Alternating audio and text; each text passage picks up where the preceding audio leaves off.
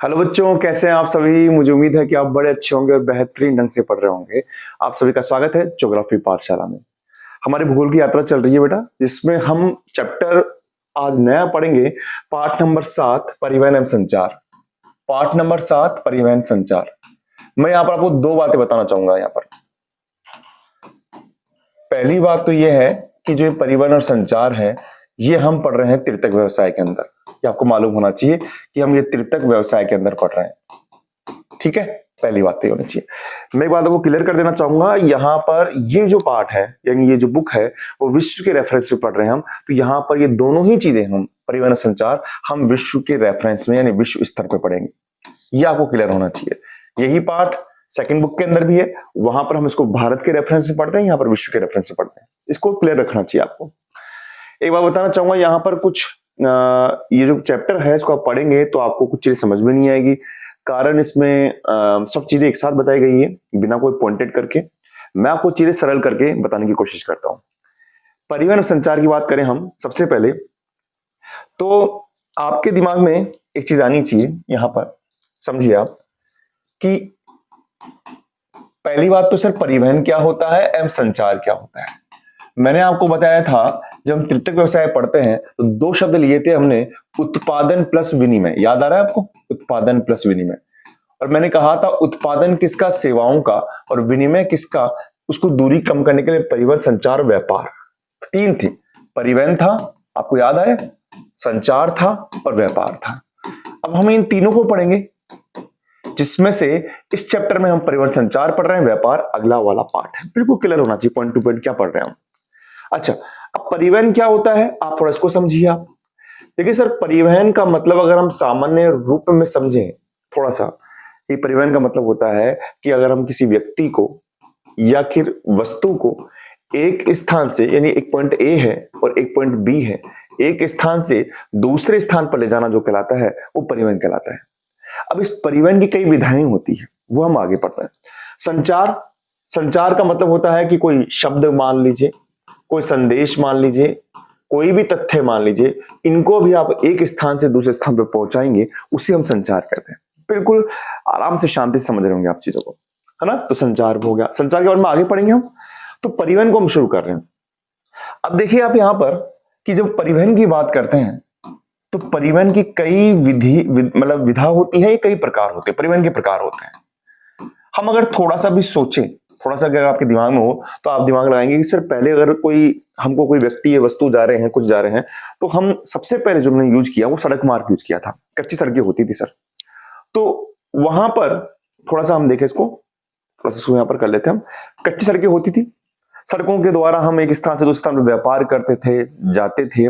उसके बाद हमने जल परिवहन का भी यूज किया, नावों के द्वारा किया। फिर बाद में अब कालांतर के अंदर वर्तमान में रेल और वायु परिवहन का हो रहा है। तो परिवहन तीन प्रकार से होगा सर। या तो स्थल पे होगा सर, या फिर हम जल में कर लेंगे सर, या फिर हम वायु में कर लेंगे सर। ये तीन प्रकार से परिवहन होगा आपके पास में। ठीक है, ये तीन प्रकार से आपका परिवहन हो जाएगा। अच्छा सर, स्थल में क्या होगा? ये बहुत समझने वाली बात है सर।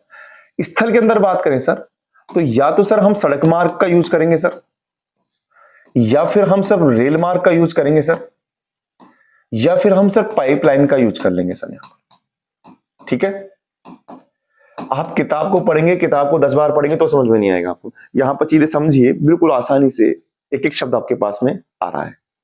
अब जल की बात करें सर, तो जल दो रूप में हो जाएगा सर। या तो वो आंतरिक जल परिवहन हो जाएगा सर, एक किसी देश के भीतर ही हो रहा है आंतरिक जल परिवहन। ठीक है, या फिर सर वो क्या हो जाएगा? महासागरीय हो जाएगा। आंतरिक यानी देश के अंदर ही कर रहे हैं, गंगा नदी है, यमुना नदी है, वहीं पर हम कर रहे हैं। और या फिर ये महासागरीय हो जाएगा, ब्रह्मपुत्र नदी का कर रहे हैं हम, है ना, महासागरीय अंतरराष्ट्रीय। वायु परिवहन भी क्या होगा सर? दो प्रकार से हो जाएगा सर। या तो सर वो राष्ट्रीय होगा, या फिर वो अंतरराष्ट्रीय हो जाएगा।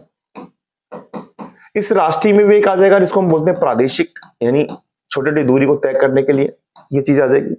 तो सर हम इसमें पढ़ें क्या सर? संचार तो हम बात की बात कर रहे हैं, ये परिवहन का पूरा खाका कर दिया मैंने आपको। और सब कुछ पढ़ रहे हैं हम, किस पे पढ़ेंगे हम? सर विश्व स्तर पे पढ़ेंगे सर, पूरा सब विश्व स्तर पे पढ़ना है सर।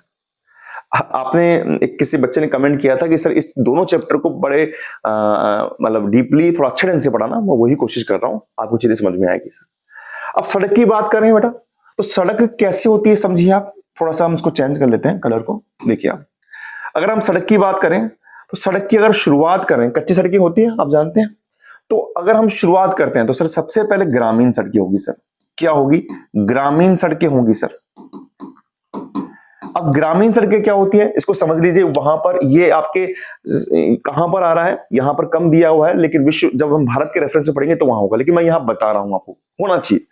ग्रामीण सड़कें क्या होती है? जो गांवों को तहसील मुख्यालय से जोड़ती है। आपका गांव होगा, आपके पास में तहसील होगी, जैसे मान लीजिए मैं बता दूं यह गांव होगा, गांव को जोड़ देगी तहसील से, तो ये हो जाएगी आपके पास में ग्रामीण सड़कें। ये कुल सड़कों का 80% होती है बेटा। कितना होती है? 80% होती है। प्रधानमंत्री ग्राम सड़क योजना के अंतर्गत इसको बनाया जाता है। इसके बाद में दूसरा जो बड़ा पार्ट है वो है जिला सड़कें। क्या नाम है? जिला सड़कें। अब ये जिला सड़कें क्या होती है? ये तहसील मुख्यालय को किससे जोड़ देती है? जिला मुख्यालय से जोड़ देती है सर। ये तहसील मुख्यालयों को जिला मुख्यालय से जोड़ देती है। चलिए सर, ये यहां से यूं चल के आ गया। अच्छा सर, ये कितनी होती है सर? ये 14% होती है सर। ये कितनी होती है? ये 14% होती है। कुल सड़कों का 14% होती है। फिर इसके बाद आती है स्टेट हाईवे, यानी राज्य राजमार्ग। राज्य राजमार्ग सर, ये राज्य राजमार्ग क्या होते हैं सर? एसएच स्टेट हाईवे बोलते हैं सर इन्हें। ये क्या होते हैं? ये जिला मुख्यालयों को, जितने भी जिला मुख्यालय हैं, इनको ये राजधानी से जोड़ते हैं, कैपिटल से जोड़ देते हैं। किसकी? राज्य की राजधानी से जोड़ देते हैं, है ना। जिला मुख्यालय जो भी आ रहे हैं वो सबको जोड़ देंगे यहां पर।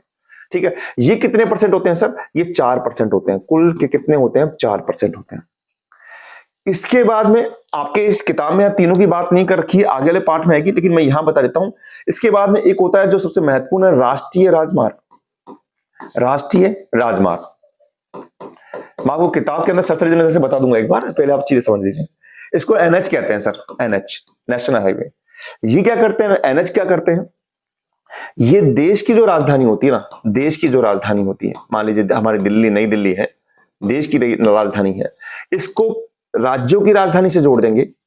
प्रमुख जो नगर होंगे, जैसे मान लीजिए चेन्नई है, कलकत्ता है, जो भी है, उनको जोड़ देंगे, बंदरगाहों को जोड़ देंगे, सामरिक महत्व में काम आएंगे। तो राष्ट्रीय राजमार्ग की परिभाषा क्या बनती है कि राष्ट्रीय राजमार्ग देश की राजधानी को अन्य राज्यों की राजधानी से, मुख्य नगरों से, बंदरगाहों से, है ना, इन सबसे जोड़ते हैं।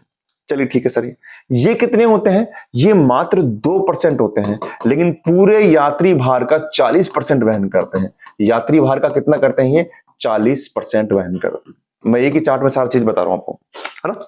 अच्छा जी सर। अच्छा, फिर एक और आता है, उसको बोलते हैं सीमावर्ती सड़कें बोलते हैं सर। सीमावर्ती सड़कें सर, ये क्या होती है? सीमावर्ती सड़कें क्या होती है सर?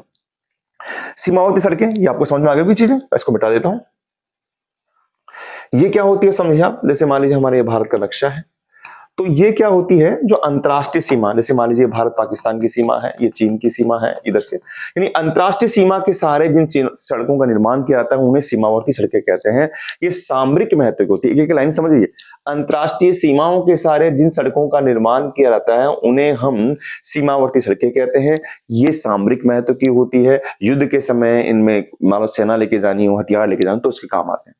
अच्छा, खास बात क्या है कि इन दोनों का निर्माण कौन करता है, ये आप समझिए। आप देखिए, थोड़ा सा चीज मैं यहां बता देता हूं आपको, फिर देखते हैं।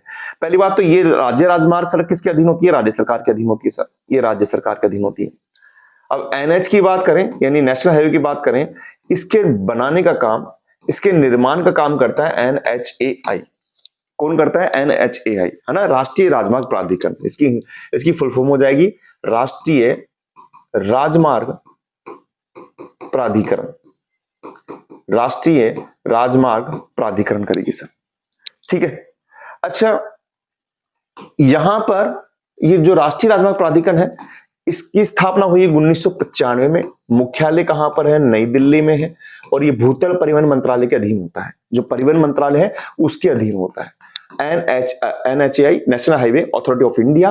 और इसका काम क्या होता है? इसका काम होता है कि एनएच का निर्माण करना, एनएच का जो निर्माण करना और प्लस उसका रख रखाव करना, इसका काम होता है। अच्छा सर, ठीक है। ये सब चीजें हम किताबों के अंदर बिल्कुल पढ़ेंगे। हम एक एक पॉइंट को खोल रहे हैं बेटा, यहां पर ध्यान रखना आप। आप ये मत देखिए, अभी सब चीजें आएगी हमारे पास में। अब NH के अंदर हम बात करें सर, NH ने मुख्य काम क्या किया है? इस NHAI ने दो काम किए हैं सर। एक तो इन्होंने बनाया है, योजना बनाई है जो हम पढ़ेंगे, स्वर्णिम चतुर्भुज योजना, ठीक है सर। और एक इन्होंने किया है उत्तर दक्षिण गलियारा और पूर्व पश्चिम गलियारा, यहां पर इन्होंने ये बनाया। अच्छा सर, ठीक है। ये क्या होता है सर? स्वर्णिम चतुर्भुज योजना क्या होता है? ये है हमारे देश के 4 नगर हैं, दिल्ली है, मुंबई है, चेन्नई है और यहां पर ये कोलकाता है, मान लीजिए। इन 4 महानगरों को जोड़ने की योजना है, ठीक है। चतुर्भुज बन रहा है, तो स्वर्णिम चतुर्भुज योजना देश के इन 4 महानगरों को जोड़ने की योजना है। ये अटल बिहारी वाजपेयी जी के द्वारा चलाई गई थी। 1999 में योजना का खाका आया था, ये 2001 में शुरू हुई थी। टोटल इसकी लंबाई कितनी है? 5846 किलोमीटर है, ये भी याद कर लीजिए आप, ठीक है। अब आता है उत्तर पूर्व और पूर्व पश्चिम गलियारा, यहां पर इसके पॉइंट आ जाते हैं। उत्तर दक्षिण की बात करें तो ये शुरू होता है श्रीनगर से, ठीक है सर, और अंत होता है कन्याकुमारी पर, तमिलनाडु में, ये जा रहा है आपके पास में। और अगर हम पूर्व पश्चिम गलियारे की बात करें तो ये आता है पोरबंदर से सर। पोरबंदर कहां पर है ये सर? गुजरात में है। और फिर आता है ये सिलचर तक। सिलचर कहां पर है सर? असम में है। सिलचर मिटा देते हैं इसको, सिलचर ये कहां पर है? ये असम में है। तो इन दोनों को जोड़ने की योजना है। तो आपसे पूछा था उत्तर दक्षिण गलियारे का उत्तर बिंदु श्रीनगर है, दक्षिण बिंदु कन्याकुमारी है, पूर्व बिंदु आपके पास में ये आ गया कि पूर्व पश्चिम क्या है आपके पास में, तो आपके पास में पश्चिम बिंदु पोरबंदर हो गया गुजरात का, इधर सिलचर असम हो गया। ये दोनों एक दूसरे को कहां काटते हैं? ये झांसी में काटते हैं। झांसी कहां पर है? यूपी में। ओके जी सर, ये काम हो गया। अच्छा सर, यहां पर एक सीमावर्ती सड़कें ली थी सर हमने। अच्छा, इनका निर्माण कौन करता है सर? इनका निर्माण करता है, पहले होती क्या है बता दिया, अंतरराष्ट्रीय सीमा के सहारे बनती है, सामरिक महत्व की होती है, यहां पर बनती है, और यहां पर युद्धक जहाज वाहन जो इनको ले जाने का काम होता है। इसका निर्माण करता है BRO सर। BRO कौन है सर? सीमा सड़क संगठन है सर, सीमा सड़क संगठन है। इसकी स्थापना कब हुई थी? इसकी स्थापना हुई 7 मई 1960 में हुई थी। मुख्यालय कहां पर है? मुख्यालय इसका नई दिल्ली में है सर। वेरी गुड सर, बिल्कुल अच्छी चीज समझ में आ गई। अच्छा, इसका उद्देश्य या कार्य क्या है सर? उद्देश्य यह है कि सामरिक महत्व की, या फिर हम बात करें ये जो आपकी सीमावर्ती सड़कें भी कह सकते हैं, इनका निर्माण करना, सड़कों का निर्माण करना है सर, सड़कों का निर्माण करना है सर। अच्छा, और काम क्या है सर? बर्फ हटाने का काम है सर। कहां पर? जो पहाड़ी जो इलाके होते हैं, तो बर्फ हटाने का काम भी ये करती है, बर्फ हटाने का कार्य करता है। अच्छा सर, इन्होंने संसार की 2001 के अंदर संसार की सबसे ऊंची सड़क बनाई है सर। संसार की सबसे ऊंची सड़क बनाई है सर, सबसे ऊंची सड़क बनाई है। वो कहां बनाई है सर? वो बनाई है उमलिंगला में, उमलिंगला में बनाई है। ओके जी सर, तो हमने क्या क्या पढ़ लिया बेटा? देखिए आप, हम इसको लेके चल रहे हैं, हमने सड़कों के बारे में बात कर ली, लेकिन हमने ग्रामीण जिला राज्य मार्ग और राष्ट्रीय राजमार्ग सीमावर्ती पढ़ ली। लेकिन एक खास चीज है जो हमको पढ़नी है, और वो पढ़नी है हमको महामार्ग। ये कहां आ रहा है? हमको क्या पढ़ना है? महामार्ग पढ़ना है सर। अब ये महामार्ग क्या होता है? महामार्ग का मतलब समझ लीजिए कि ऐसे मार्ग जो बिना किसी रुकावट के लंबी दूरी को तय करते हैं।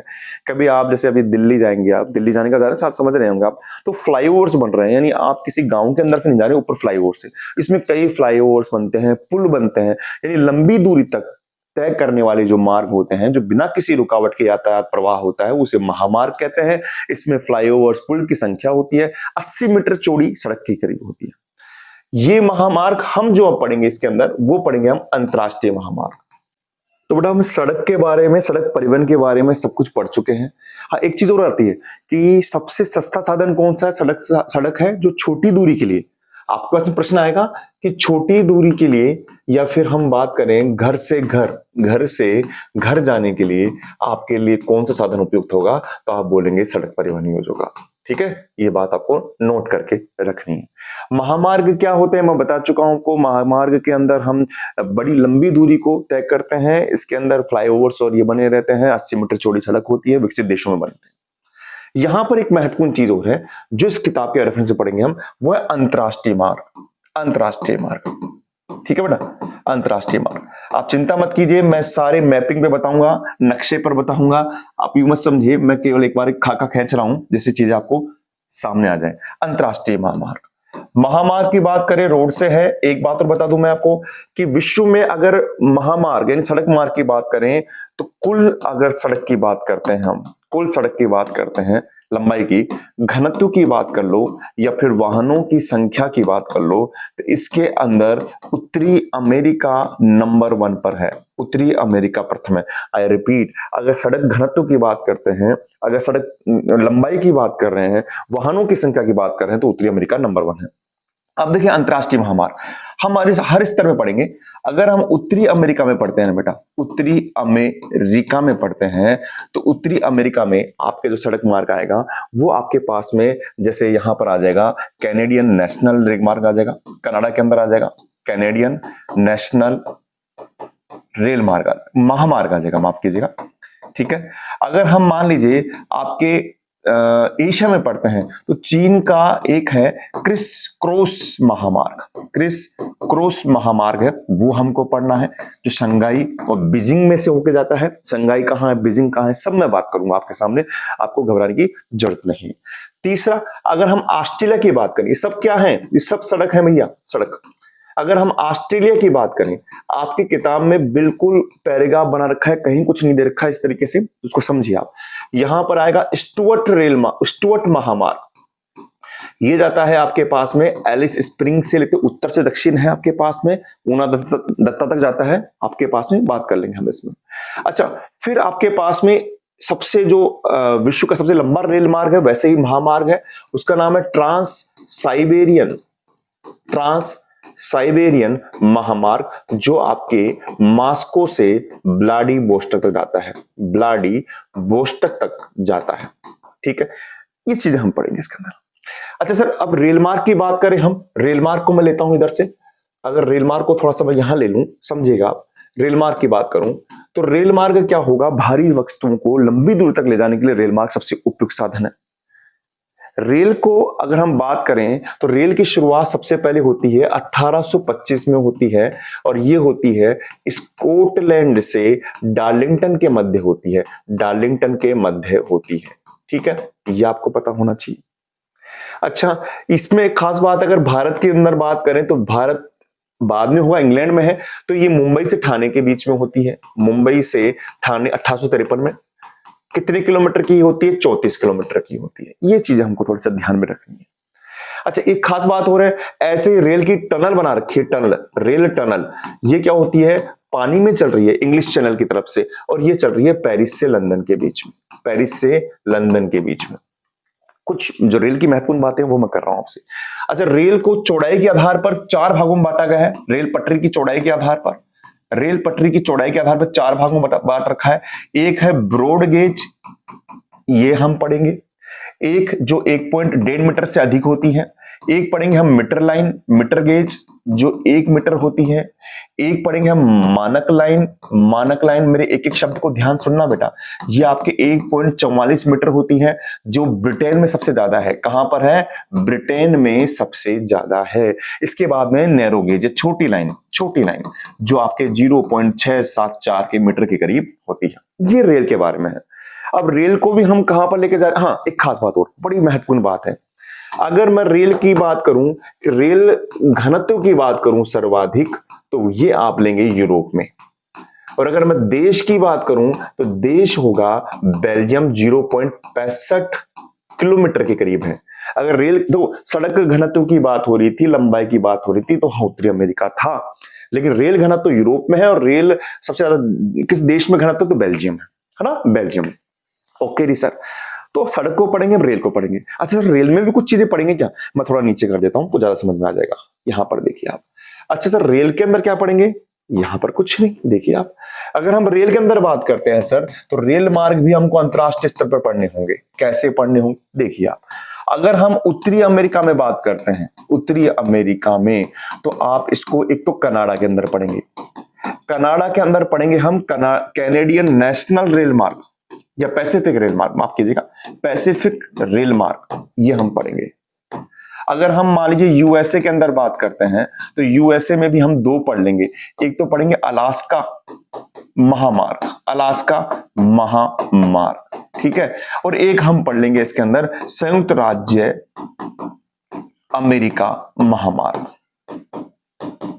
ठीक है ना। ये सब चीजें मैं आपको एक बार ब्रीफिंग कर रहा हूं, जैसे चीजें समझ में आ जाए आपके पास में। अब ये कहां होगी, नक्शे में क्या होगी, मैं पूरी बात बताऊंगा आपको मैं। अच्छा, वैसे ही आपके उत्तरी अमेरिका के अलावा अगर हम एशिया के अंदर बात करें तो ट्रांस साइबेरियन रेल मार्ग, ट्रांस साइबेरियन रेल मार्ग विश्व का सबसे लंबा रेल मार्ग है, सेंट पीटर्सबर्ग से व्लादिवोस्टॉक तक जाता है। अगर हम बात करें ऑस्ट्रेलिया में करेंगे तो ऑस्ट्रेलियन पार महाद्वीपीय रेल मार्ग, ये आपके पास में होगा।